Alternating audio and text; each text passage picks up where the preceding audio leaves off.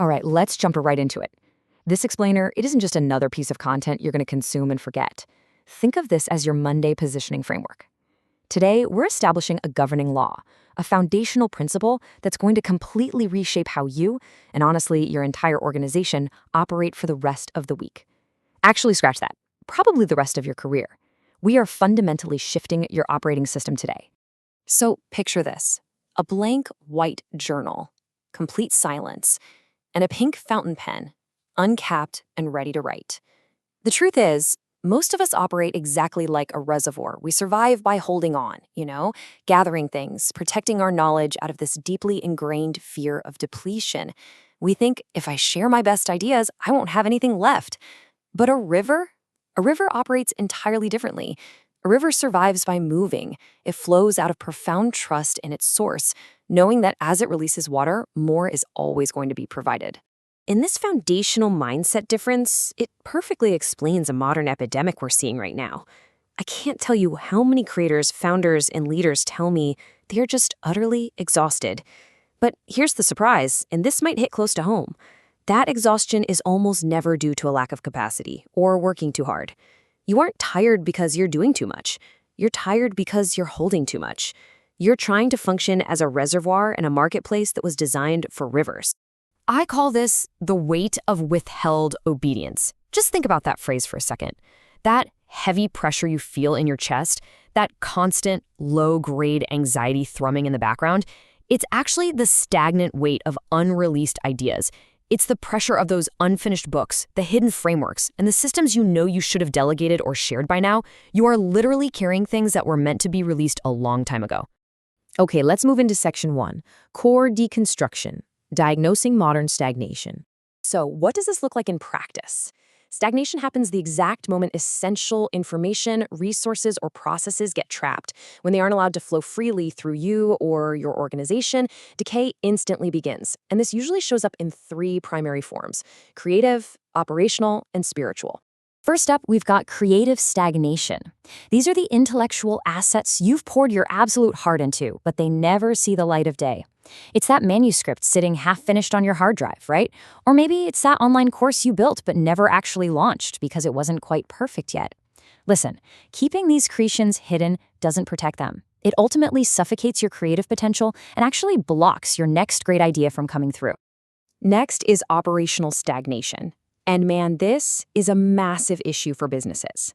This happens when essential workflows and standard operating procedures are confined to personal notebooks. Or worse, and I see this all the time, they're trapped entirely inside the founder's head. When knowledge cannot circulate, your business hits an absolute ceiling. It creates this huge bottleneck where you simply cannot scale, because everything relies on the reservoir, which is you, instead of flowing freely to your team. Then, we have spiritual stagnation. This applies to those deep personal convictions, revelations, or instructions you received, maybe even years ago, that you just never acted upon. It's those delayed assignments. It's that word of encouragement you were meant to speak to someone, but you kept it to yourself out of fear or hesitation. Holding on to that, it blocks your spiritual flow entirely. Which brings us to this profound paradigm shift. Stewardship is not possession. Stewardship is responsible release. We so often think that being a good steward means guarding our resources really closely. But true stewardship connects to the truth that divine insight, brilliant ideas, and effective frameworks, they're entrusted to you so they can be shared freely. They are absolutely not yours to just own and protect. All right, let's pivot to section 2, the practical pivot, scaling trust through transparency. So how does this actually play out? Enter the authority equation. It goes like this. Value created leads to value shared, which builds trust, resulting in influence expanded. This equation completely flips the script on the conventional, deeply flawed idea that authority comes from gatekeeping. The old way tells you, hey, keep your secrets, that's what makes you valuable. But the new way, the flow of the conduit, it says the exact opposite. Let's contrast these two for a second. On one side, you have secrecy, holding back your processes, protecting your information, always terrified someone is going to steal your methods. But on the other side, you have demonstrated clarity, openly revealing your processes and explaining the path to others. And the reality is transparency, your willingness to openly reveal exactly how you do what you do, that is what actually builds profound, unshakable trust with your audience. I absolutely love this next point. The person who explains the path becomes the guide. The guide becomes the authority. By transitioning from someone who just hoards knowledge into a transparent guide who generously shares the how-to, you naturally become the recognized authority in your field. You don't have to demand authority anymore. It's freely given to you by the very people you're guiding. Ultimately, the law of the conduit aligns perfectly in two different spheres. The marketplace heavily rewards transparency with trust, sales, and influence. And simultaneously, the spiritual kingdom rewards the faithfulness of releasing what you were entrusted with in the first place. Both of these spheres demand movement over accumulation, which leads us to Section 3, Pipeline Activation, Breaking the Dam. It is time to shift from merely recognizing our stagnation into the conviction of immediate, responsible release. So I want to challenge you right now. Look at your current operational state. Are you operating as a reservoir or a river? Be brutally honest with yourself here, because there is absolutely no middle ground. You are either holding out of fear or you're flowing out of trust.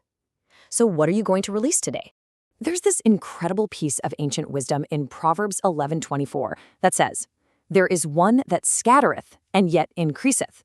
It seems totally counterintuitive, right? But it is the core doctrine we've been exploring throughout this whole explainer. True increase only follows distribution.